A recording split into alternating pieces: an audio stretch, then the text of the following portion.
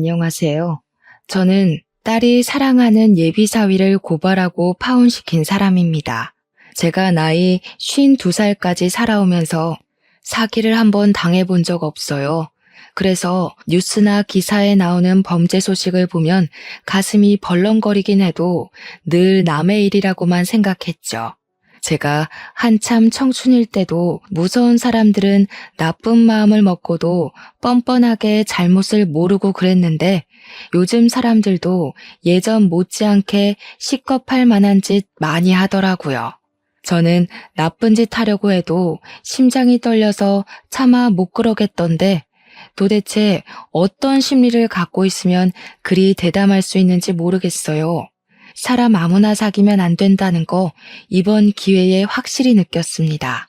이게 글로 쓰는 거랑 직접 경험하는 것이 확연히 다를 거 알지만 그래도 이론상으로나마 다들 이런 젊은이 조심하라고 공표하고 싶어서 사연을 쓰게 되었어요. 내 주변에서도 일어날 수 있는 일이니 세상 물정에 관대하신 분들 제 이야기 꼭 한번 들어보시기 바랍니다. 저에겐 아주 똑부러지는 딸이 하나 있습니다. 그리고 작고 사랑스러운 아들까지도 제 품에 있죠. 딸이랑 그 밑에 아들은 나이 차이가 좀 있어서 딸이 직장을 다닐 때 아들은 겨우 중학생이었어요. 나이 차이가 별로 안 났다면 자주 싸웠겠지만 나이 차가 크게 벌어져 있으니 딱히 부딪힐 만한 일이 없더라고요. 오히려 아들에게 또 다른 엄마 노릇을 해줘서 제가 육아하는 데에 많은 도움을 받았었습니다. 저희 집 장녀는 저희 부부에게 자랑거리예요. 우리 딸이 얼마나 효녀냐면 자기 남동생의 용돈을 혼자 책임질 정도로 부모가 자식 때문에 고생하는 걸 싫어했고요. 그래서 하루빨리 육아지옥에서 벗어나도록 신경을 많이 써준 착한 딸입니다. 저희 부부는 딸을 키우면서 장남 10명이 부럽지 않았어요. 행동대장 우리 딸은 언제나 씩씩했고 야무져서 그런 장녀를 두고 저희가 참 많이 의지했었습니다. 조금만 모르는 걸 물어봐도 딸이 다 해결해주고 필요한 게 생기면 딸이 알아서 주문해주고 하니까 본의 아니게 딸을 저희 부부의 선생님으로 보이더라고요. 이렇듯 딸의 성격은 두말할 것 없이 착하고 싹싹했는데 뿐만 아니라 얼굴도 예쁘고 날씬해서 항상 남편이랑 제가 장녀를 두고 남주기 아깝다고 말을 많이 했어요. 결혼시키기 싫었다는 뜻이죠. 물론 그건 저희 바람이었고 저희는 딸의 행복을 위해 딸의 길을 전적으로 응원해줄 준비가 되어 있는 사람들이었어요. 그런데 살다 보면 아무리 사랑스러운 내 자식이라도 내 마음 같지 않게 안타까운 짓을 할 때가 있잖아요. 부모로서 자식을 항상 응원하고 싶고 자식의 뜻을 존중하고 싶지만 아무래도 자식이 엉뚱한 길을 가려 할 때면 말리고 싶은 것도 부모의 마음이 아니겠습니까? 그렇듯 한없이 대견스럽고 만점짜리 우리 딸에게도 유일하게 부족한 것이 있었는데요. 딸의 유일한 단점이 바로 남자 보는 눈이 없었다는 것이에요. 이게 별거 아닌 것 같아 보이지만 제 개인적인 생각으로는 남자 하나 때문에 딸의 인생이 망할 수도 있고 우리 가족 전체가 무너질 수도 있는 중대함이라고 봐요. 충분히 연결되는 영역이라고 생각되지 않습니까? 딸이 남자 보는 눈 없다는 건 그동안 저희가 딸의 연애를 간섭했다는 뜻은 아닙니다. 당연히 딸이 남자가 생겼다고 저희한테 말해줘서 알게 되었고 그게 이 사연을 쓰게 된 이유예요. 제 딸은 원래 부모님을 너무 좋아해서 자취를 하지 않던 아이입니다. 그런 딸이 직장을 가고 남자친구가 생기면서 한두 번씩 외박을 하기 시작했어요. 딴짓을 잘 안 하던 딸이 갑자기 그렇게 변하자 걱정이 돼서 전화를 하면 전화를 안 받는 경우도 덜어 있었습니다. 저희 가정에선 늘 바람직했던 딸이기에 불안했지만 그래도 딸이 하는 모든 일을 신뢰하여 크게 간섭하지 않았어요. 그저 요즘 뭐 하느라 집에 잘 안 들어오냐고 물어보면 남자친구가 생겼다는 말만 했습니다. 한창 청춘인데 남자친구 정도 생길 수 있잖아요. 딸이 연애를 해도 저희한테는 딱히 말을 안 해줬는데 그날은 말을 해주길래 그것만으로도 고맙게만 생각했었어요. 그런데 한날 딸이 결혼하고 싶은 남자가 생겼다고 하더라고요. 그 순간 딸이 지난번 남자친구가 있다고 했던 말이 떠올라서 그 남자냐고 물어봤더니 그렇다네요. 딸 얼굴이 가족과 있을 때 행복한 모습과는 또 다른 얼굴이었습니다. 표정만으로도 남자친구를 얼마나 좋아하고 있는지가 느껴졌어요. 저도 아쉽기는 했지만 유독 남편이 많이 속상해 하더라고요. 원래 딸에게 남자친구가 생기면 아빠들이 속 많이 썩지 않습니까? 그런 아빠 마음도 모르고 딸은 그저 우리에게 결혼할 남자를 소개하고 싶어 들떠 있었는데요. 언제 시간 돼? 남자친구는 지금 한창 장사 비수기라서 아무 때나 시간 가능하대. 나랑 동갑인데 훨씬 오빠 같고 듬직하다? 결혼하면 아마 직장 옮기고 남자친구랑 장사하지 않을까 싶어. 그래, 우리 딸이 선택한 남자니까 분명 좋은 사람이겠지. 엄마 아빠도 시간 언제든지 괜찮으니까 둘이서 날짜 한번 맞춰봐. 남자친구 되는 분은 뭘 좋아한다니? 이왕 식사 준비하는 거 좋아하는 걸로 해주고 싶네. 뭘 그렇게까지 대접해? 원래 그 나이에는 뭐든 다 좋아하고 잘 먹어야 될 나이야. 알레르기 있는 게 아닌 이상 편식하는 남자는 별로다. 내가 저 한우 주문해 놓을 테니까 당신은 밑반찬 몇 개만 준비해요. 남편이 순간 딸의 남자친구를 대놓고 탐탁지 않아 하는 티를 내는 걸까봐 걱정했는데 한우를 준비한다는 말에 저도 마음이 놓였고 무엇보다 딸이 신이 나서 아빠 최고 하면서 부둥켜 안고 난리가 났어요. 씁쓸해 보이던 남편은 그래도 딸이라고 보내야 하는 순간까지 사랑만 주고 싶었나 봅니다. 저랑 남편은 그렇게 아쉬운 마음을 달래면서 애써 딸의 사랑을 축하해줬어요. 아, 물론 남편이 그날 새벽에 화장실에서 우는 것 같긴 했지만 말이에요. 저희 부부는 별로 예비 사위와의 만남이 기대되진 않았습니다.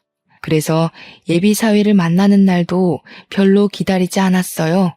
하지만 이미 잡아놓은 날은 성큼성큼 빠르게도 다가왔고 저희는 또 한 번 속상함을 달랬죠. 딸이 예비 사위라고 데려온 총각은 겉모습이 참 번지르르한 사람이었습니다. 어느 집에서 큰 자식인지 우리 딸 못지않게 때깔이 고왔고 우리 딸이랑 아주 잘 어울리는 한 쌍처럼 보였어요. 그래도 당연히 우리 딸이 아까웠지만 일단 예비사위 첫인상만 봤을 땐 안심이 되었습니다. 이왕 결혼하는 거 상대가 외적으로도 깔끔한 사람이면 좋잖아요. 그런데 예비사위와 본격적으로 대화를 하다 보니 수려한 외모만이 장점은 아니더라고요.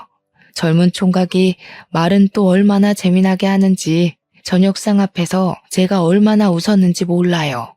아, 어머니께서 미인이셨구나. 어쩐지 유형이 너무 예뻐서 누굴 닮았나 했거든요. 어머니랑 정말 판박인데요. 어머니는 나이 안 먹으세요? 어쩜 피부도 30대 같으실까? 입에 바른 아부라는 걸 알지만 그래도 기분 좋은 립 서비스를 얼마나 잘하는지 같이 식사하는 내내 그 분위기에서 웃음이 떠나질 않았어요. 그 상황에 저희가 술까지 깃들였다 보니까 분위기는 무르익지 않을 수가 없었습니다. 예비사위는 식사 자리에서 내내 딸보다 제게 더 충성을 다하는 모습을 보였어요. 장인 장모한테 점수를 따고 싶어하는 예비사위의 노력이 보이는데 얼마나 하는 짓이 예뻤는지 모릅니다. 예비사위의 그런 애교가 귀여워서 한눈 팔고 있느라 제가 차마 신경 못 썼던 사람이 있었는데요. 제 옆에 있던 남편을 뒤늦게 돌아봤는데 남편 표정이 좀 안 좋더라고요. 차마 몰랐습니다. 그 뒤부터는 제가 남편을 신경 쓰느라 그 자리를 잘 즐기지 못했어요. 남편 식사 챙겨주고 말 한마디 덧붙여주고 하느라 분위기는 점점 식어갔습니다. 시간도 늦었고 그만 일어나는 게 좋을 것 같아서 자리를 정리했는데요. 그때 예비사위가 취해서 더 거침없는 건지 모르겠지만 남편과 저를 한 번씩 안아주고 돌아서더라고요. 그러면서 마지막으로 하는 말이 꼭 우리 딸이랑 결혼하고 싶다고, 장인 장모 같은 분을 부모로 모시면서 이 집 식구가 되고 싶다고 했습니다. 저는 그 마음이 좀 귀여워 보였는데 남편은 아닌 것 같더라고요. 예비사위랑 배웅하러 딸이 같이 나가자마자 남편이 뒤도 안 돌아보고 방에 가버리는 거 있죠. 저는 얼른 남편 뒤를 따라가 남편한테 슬쩍 예비사위가 마음에 안 드냐고 물어봤습니다. 그러자 침대에 앉아서 한숨만 쉬고 있던 남편이 좀 뜻밖의 얘기를 해주더라고요. 그 녀석 대체 뭐야? 어른 앞에서 너무 경우 없는 거 아니야? 당신은 못 느꼈어? 아무리 그래도 장모되는 사람이라도 그렇지 함부로 당신 손을 덥석덥석 잡고 말이야. 그건 그냥 사람이 워낙 넉살이 좋아서 그런 것 같던데? 그 친구가 당신 손도 잘 만지더구먼. 그렇게 마음에 안 들었어? 당신은 모르지. 남자는 남자가 알아. 미인이라고 칭찬하는 것도 한두 번이지. 무슨 밥상머리 앞에서 장모될 사람한테 말끝마다 진짜 예쁘다 곱다 이 소리야. 배때기에 기름칠하더니 눈에 뵈는 게 없나. 순간 남편의 툴툴거림이 질투처럼 느껴져서 저도 모르게 질투하냐고 물어봤어요. 질문은 제가 했는데 제가 물어도 좀 웃기다는 생각이 들더라고요. 몇십 년이나 같이 한 이불 덮고 살았는데 연애 때나 하던 질문을 묻게 될 줄은 몰랐거든요. 어쨌든 제 말에 남편도 얼굴이 벌개지면서 그런 거 아니라고, 그냥 자기는 예비사위 인상이 계속 별로였다고만 변명했습니다. 그날 남편 반응이 너무 웃겨서 배꼽 잡느라 예비사위의 특이점에 대해선 더 이상 생각을 해보지 못했어요. 다 늙은 나이에 남편과 이런 대화도 할 수 있어서 너무 신선했고, 오히려 그런 건더기를 준 예비사위가 다시 한번 더 기특하기만 했습니다. 그리고 다음날 예비사위가 딸이랑 또 우리 집에 놀러 왔을 때였어요. 근데 지난날에 남편이 예비사위 태도로 한 소리해서 그런지 그날 저도 모르게 예비사위 태도에 신경이 쏠리더라고요. 예비사위는 처음에 살갑게 행동했던 것처럼 그날도 음식하는 제 옆을 맴돌면서 이것저것 도와주려고 했는데요. 가만 보니까 남편 말대로 진짜 저를 아무렇지 않게 만지더라고요. 칼질하고 있는데 갑자기 옆에서 제 손 얘기로 물꼬를 트더니 순식간에 제 손을 잡아가며 또 칭찬을 해줬습니다. 볼 때마다 너무 신기해요, 장모님. 진짜 손만 보면 아가씨인 줄 알겠어요. 장모님만의 젊은 비결이 따로 있는 거예요?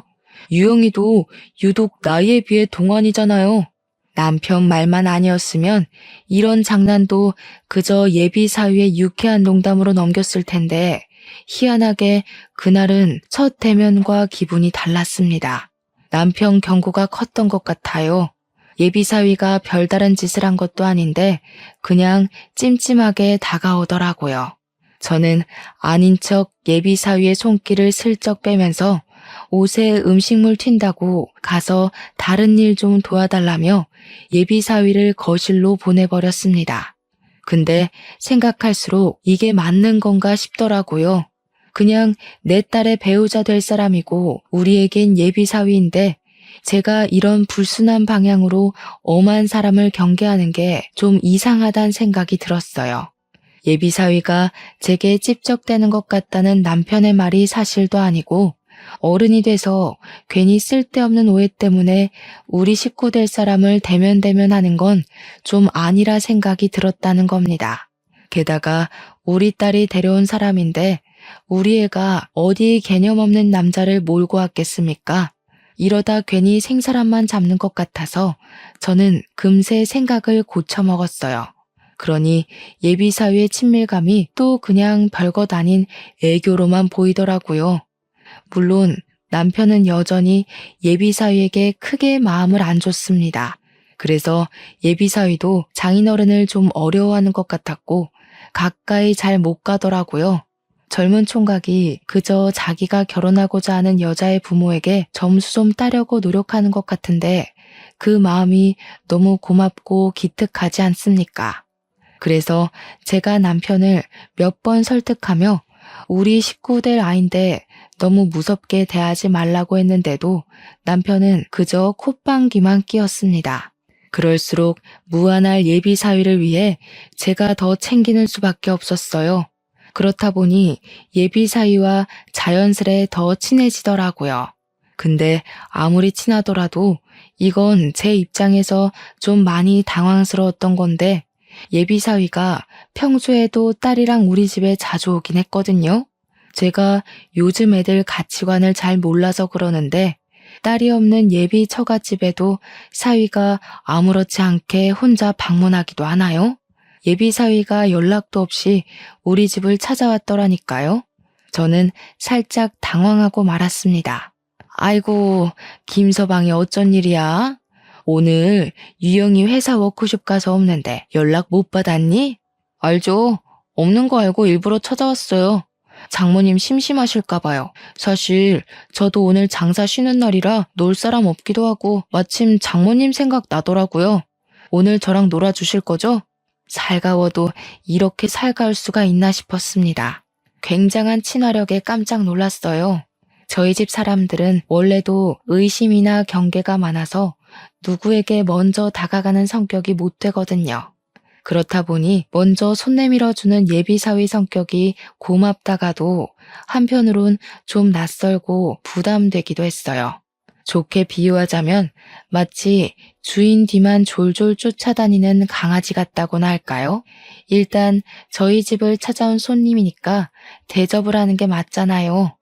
그래서 얼른 들어오라고 밥은 먹었냐고 제가 예비사위를 챙겼는데요.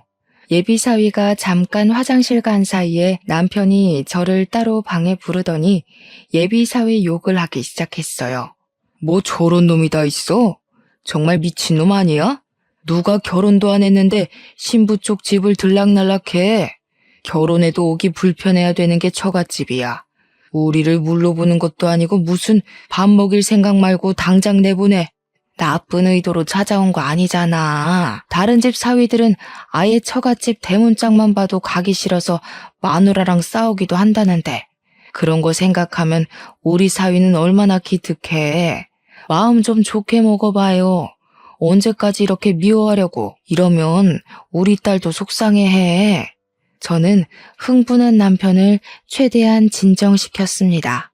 제 눈에는 예비사위가 진짜 말 그대로 넉살이 좋고 우리를 좋아해줘서 적극적인 것 같았거든요. 남편의 의심을 잠재우느라 그 시간 얼마나 진땀을 뺐는지 몰라요. 그래도 남편의 흥분을 잠재우긴 했지만 마음은 돌리지 못해서 방 밖으로 끌어내진 못했습니다. 남편은 빈정이 상해 방에서만 TV를 봤어요. 어렵게 찾아온 예비사위를 다시 돌려보낼 수가 없어서 할 수 없이 제가 예비사위와 같이 시간을 보냈습니다. 예비사위가 TV 영화를 쏘겠다고 해서 제가 잔치국수를 만들고 같이 먹으면서 TV를 봤거든요. 아, 당연히 남편 방에도 국수를 넣어줬고요.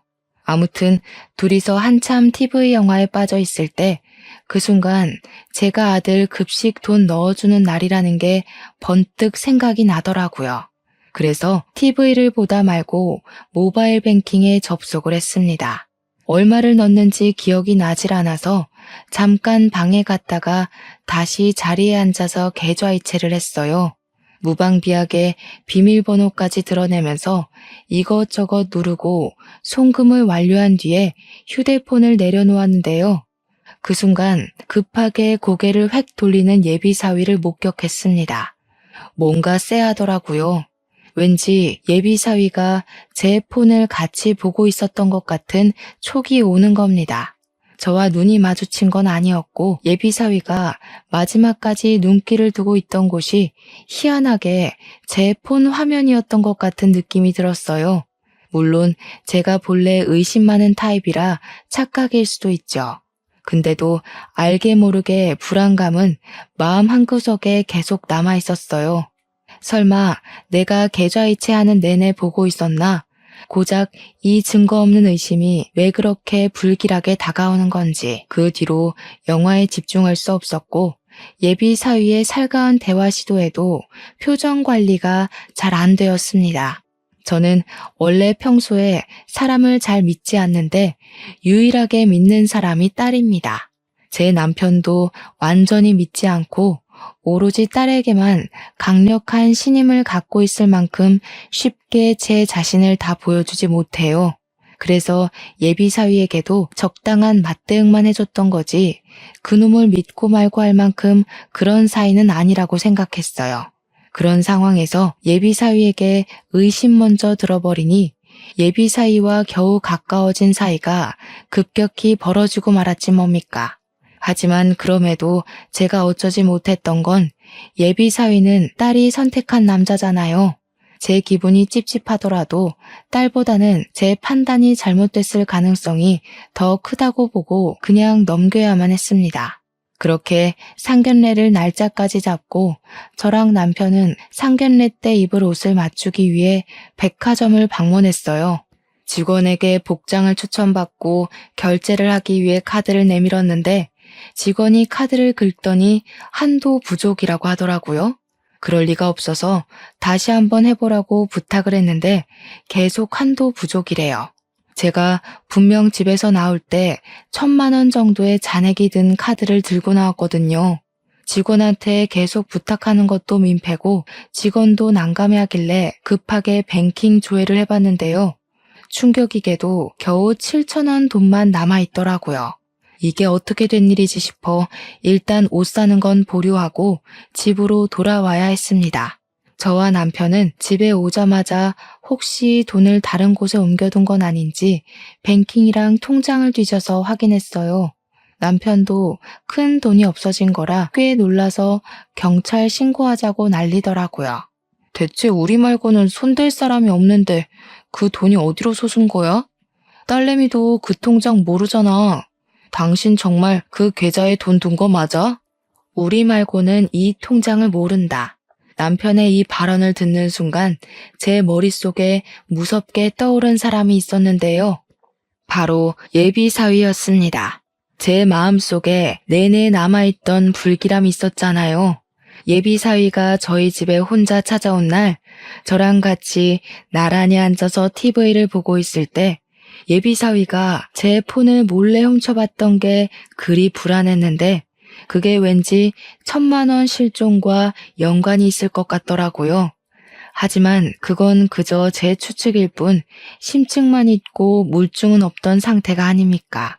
다짜고짜 예비 사위를 붙잡아다가 몰아붙이는 건 자칫 딸과의 사이마저 틀어질 수 있는 위험이라고 생각을 했어요. 그래서 저는 차라리 딸에게 직접 물어보자고 마음먹었습니다. 현명한 딸이라면 제가 이런 고민을 얘기했을 때 분명 똑소리 나는 해결책을 줄 거라고 생각했어요. 근데 제가 딸을 너무 믿었던 거죠. 그날 생전 처음으로 딸의 낯선 이면만 마주하게 되었는데 딸이 뭐에 신 것처럼 얼마나 무서웠는지 모릅니다. 고작 그런 걸로 예비 사위를 의심해? 걔가 엄마 폰 받는지 안 받는지 확실한 증거가 있는 것도 아니잖아. 다 엄마 망상 아니야? 괜히 생사람 잡지 마. 그 사람이 뭐가 아쉬워서 우리 집 돈을 훔쳐. 그 사람 연매출 억 단위야. 망상이라니. 그때 분명 엄마가 이체하는 걸 훔쳐보는 것 같더라니까. 너도 없는데 우리 집 찾아온 것도 이상하지 않아? 아빠가 계속 그놈 어딘가 의심스럽다고 했었거든. 그건 아빠가 내 남자친구 마음에 안 드니까 일방적으로 모욕하는 거고 말 조심해. 내 남자 욕하는 건 나 무시하는 거나 마찬가지야. 아무리 마음에 안 들어도 그렇지 어떻게 사위 될 사람을 도둑놈으로 몰 수가 있어? 사람 보는 눈도 없으면서 자꾸 이러면 나 몰래 결혼할 거야. 전적으로 예비 사위 편을 들면서 저한테 대드는 딸의 모습을 보는데 너무 충격적이더라고요. 우리 딸은 사춘기 때도 부모님께 효도하던 착한 아이였거든요. 고작 몇 달 만난 남자친구 때문에 부모한테 바락바락 소리치며 입도 뻥끗 못하게 하는 딸을 보고 저랑 남편은 크게 서운했어요. 어떻게 부모가 1,000만 원이 털렸다는데도 자기 남자만 신경 쓸 수 있는 걸까요?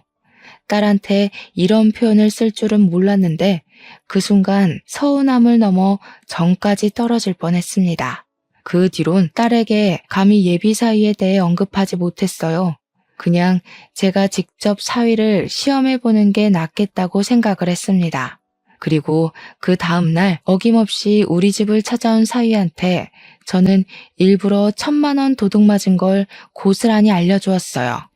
이 일을 어쩌면 좋으니?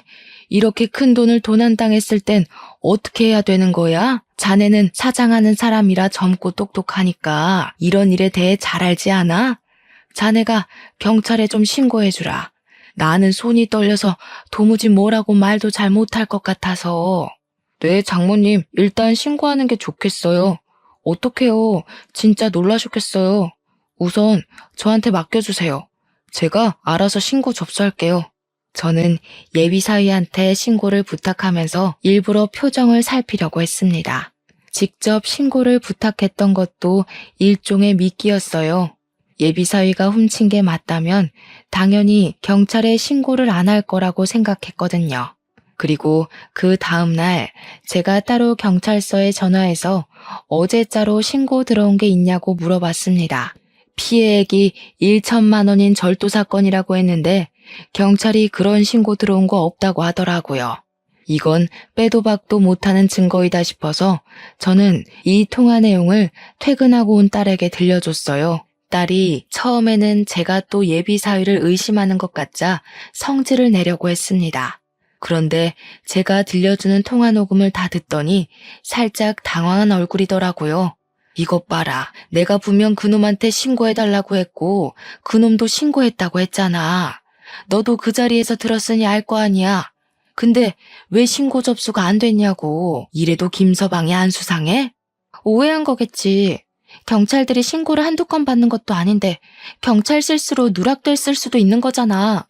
그냥 내가 다시 신고할게. 만약 남자친구 짓 아니면 엄마 아빠 가만 안 둬? 나 집 나갈 거야? 딸의 발언은 여전히 예비 사위를 믿고 있었고 서운했지만 그래도 딸이 처음보다는 흔들리는 태도를 보여줘서 그것만으로도 일단 안심을 했습니다. 하지만 이러고 딸이 예비 사위한테 냅다 얘기해버릴지 어떻게 합니까? 제가 유일하게 딸만은 뭘 하든 다 믿어줬는데 이젠 딸까지도 못 믿는 지경이 돼버렸네요. 어쨌든 이제 남자의 눈이 멀어 상황 분간 못하는 딸도 못 믿겠기에 딸한테는 고분고분 알겠다고 기다리고 있겠다고 대답한 뒤 제가 따로 전화해서 직접 신고를 했습니다.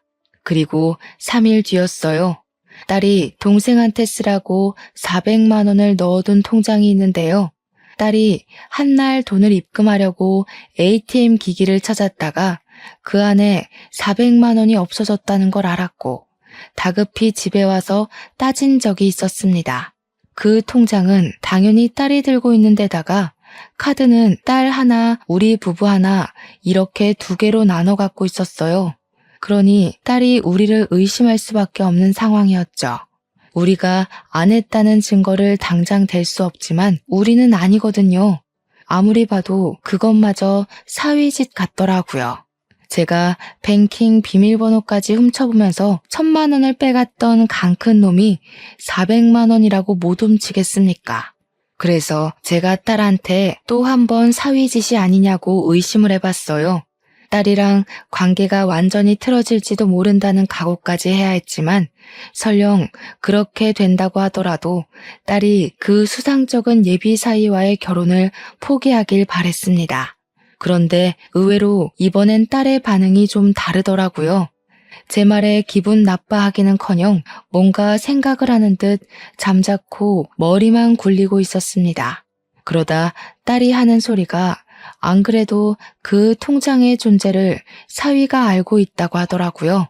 그리곤 지갑에 카드를 찾아봐야겠다며 잠깐 자리를 떴는데 지갑 확인한 딸이 카드 위치가 달라져 있는 걸 확인했고 그제야 딸도 사위를 의심하기 시작했습니다.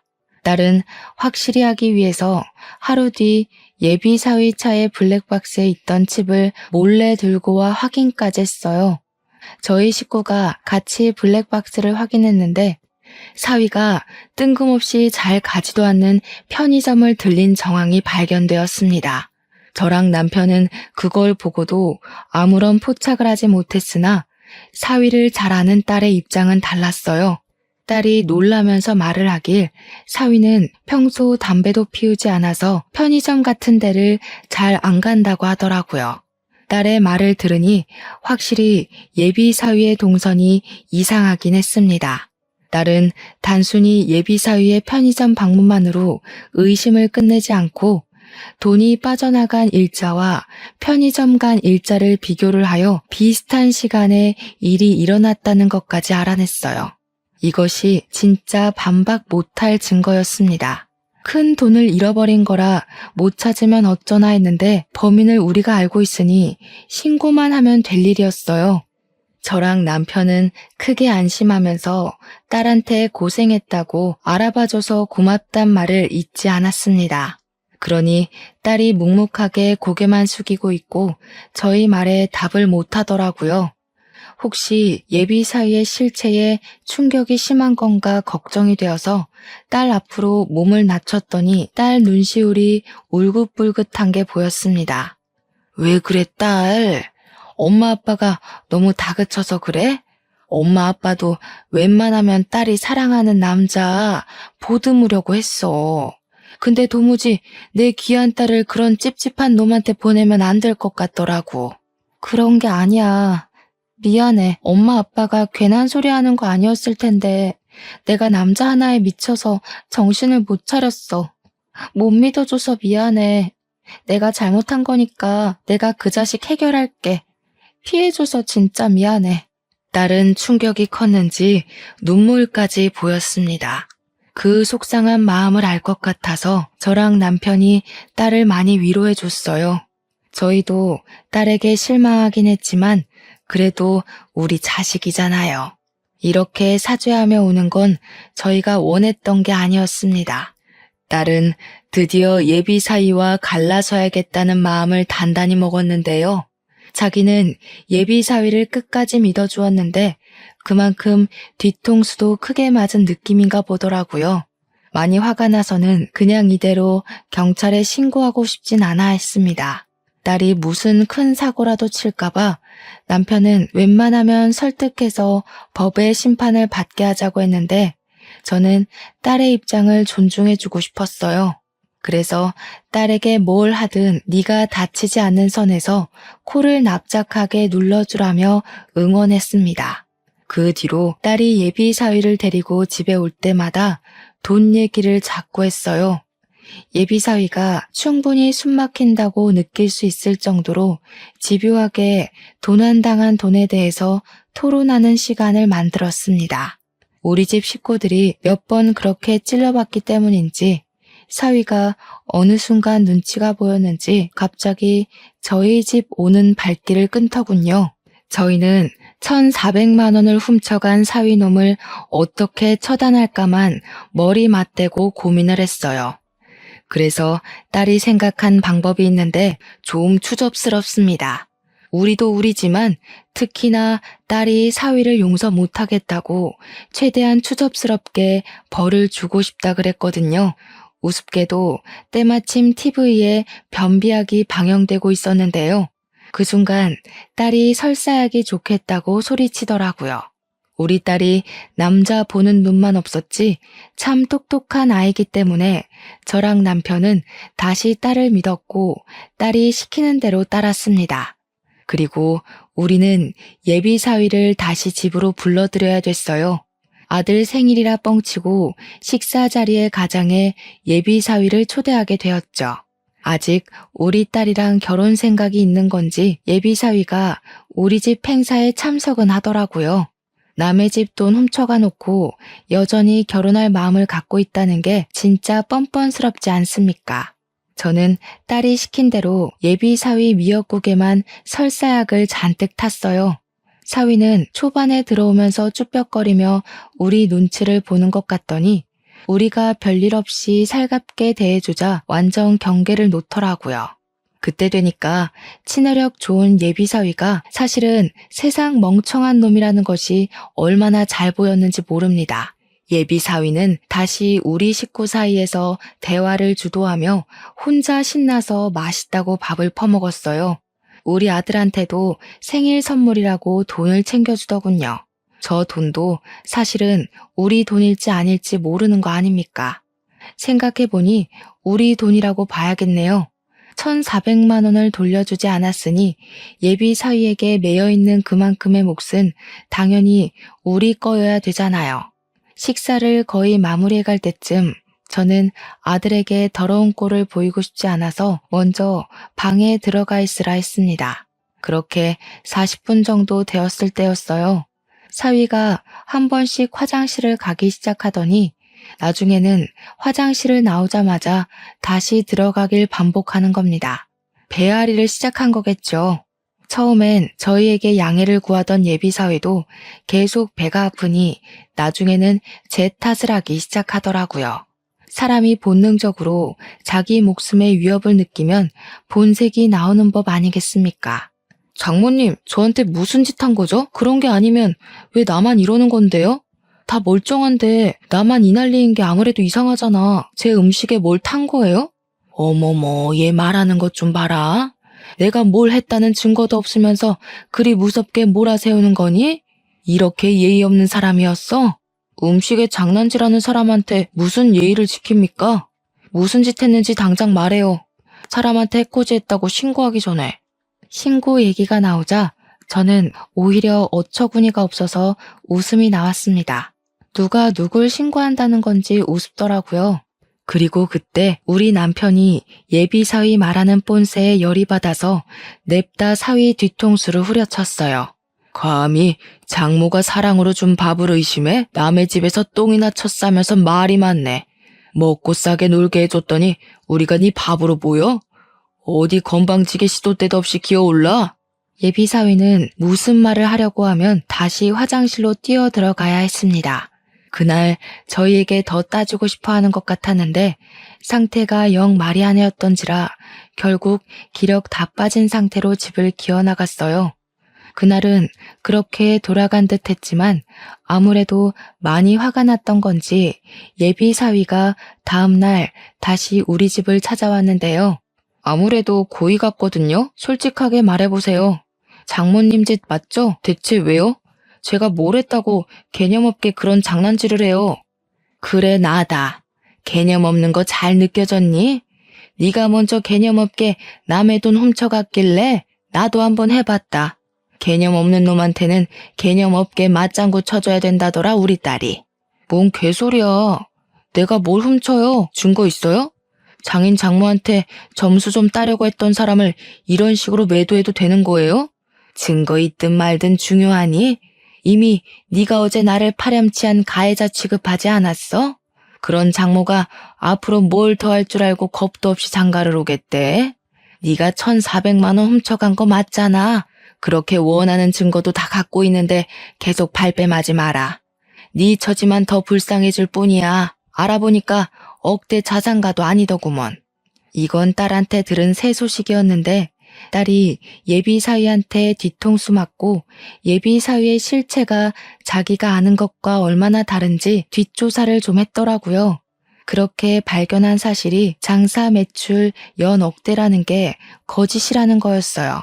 장사치는 맞지만 실상은 팔이 날리는 꼴이었고 적자가 나서 폐업 위기를 맞고 있는 상태였다는 겁니다. 딸이 모를 수밖에 없었던 건 예비 사위가 자기 친구한테 부탁해서 잘 나가는 친구 매장을 마치 자기 것인 것처럼 연기를 했다네요. 알아낼수록 얼마나 기가 찬 놈이던지. 하긴 그렇게 뻔뻔한 짓을 한 놈이니까 증거가 있다는데도 이렇게 얼굴색 하나 안 변하고 범행을 발뺌하는 거겠죠. 어디서 자꾸 구라를 치는지 모르겠네. 증거가 있다고요? 증거가 있을 리 없죠. 나는 범인이 아니니까. 대체 나한테 왜 이래요? 내가 그동안 알랑방귀 끼면서 구토 나올 것 같은 칭찬도 해줬잖아요. 쭈글쭈글한 아줌마한테 아가씨 같다고 칭찬하는 게 어디 쉬운 줄 알아요? 어쩜 이렇게 통했을까?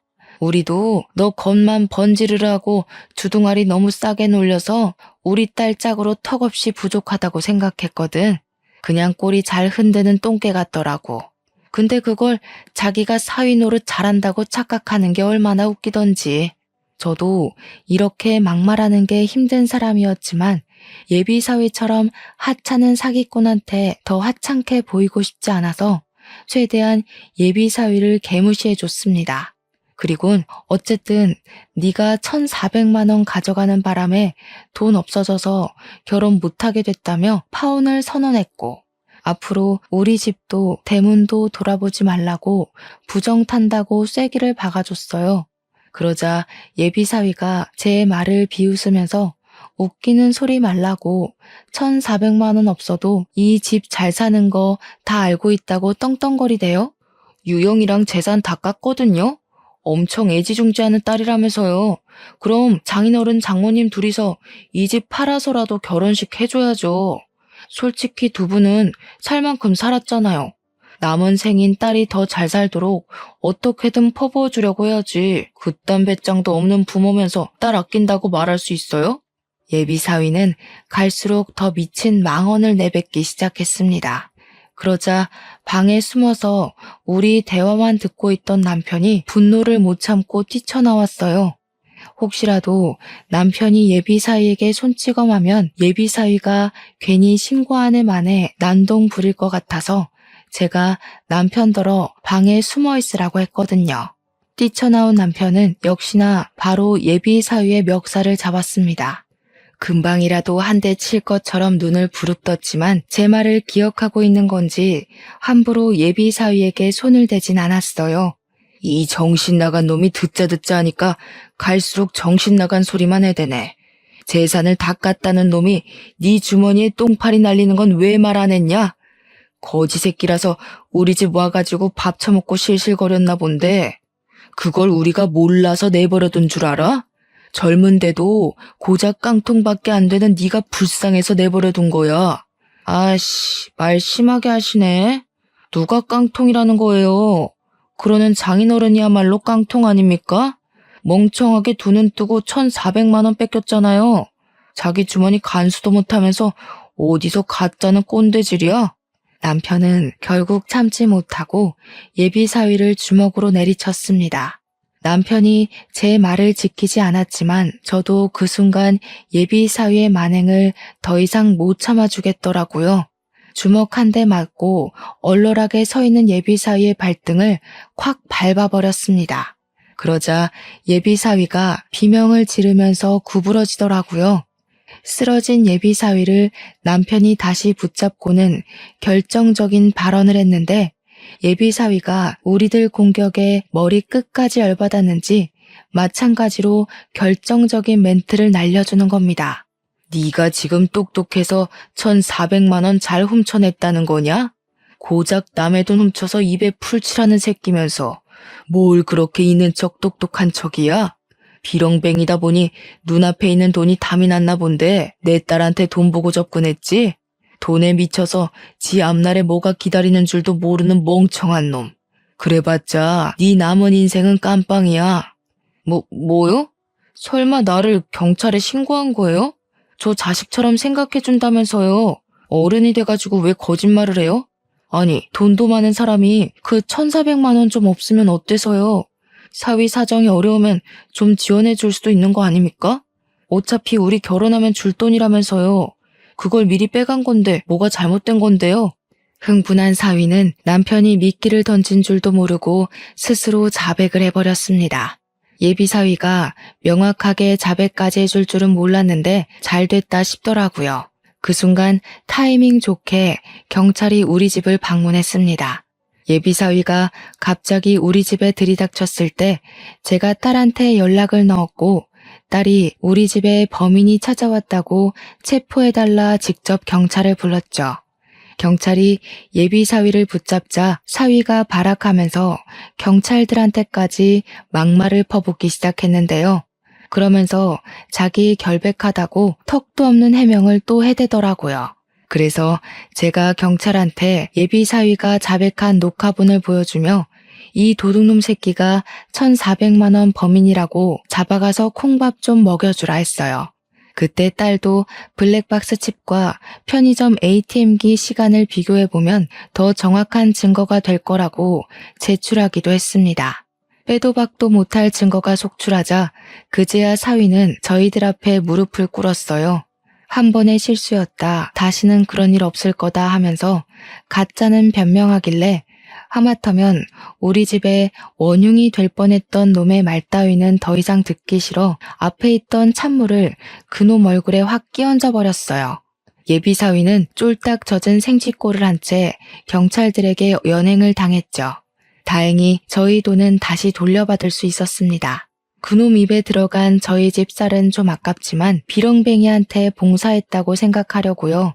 그 일로부터 4개월이 지난 현재 저희는 언제 그런 일이 있었냐는 듯 일상은 완벽히 복구되었어요. 딸도 그놈에게 받은 상처를 빨리 극복했더라고요. 그렇다고 남자에 대한 공포가 생긴 건 또 아니라서 우리 딸 참 강하다고 생각을 했네요. 앞으로 어떤 사위가 또 우리 딸의 곁을 찾아올지 모르겠지만 제발 다음 타자 사위는 정상적인 총각이길 바랄 뿐입니다. 자녀 있는 분들 어떤 기준으로 사위나 며느리를 눈여겨보시는지 궁금하네요. 시간 나시면 조언 한마디씩 해주고 가셔요. 민망한 사연일지라도 참 길고 속상했었습니다. 눈살 찌푸리면서도 끝까지 읽어주셨을 청취자분들께 감사드려요.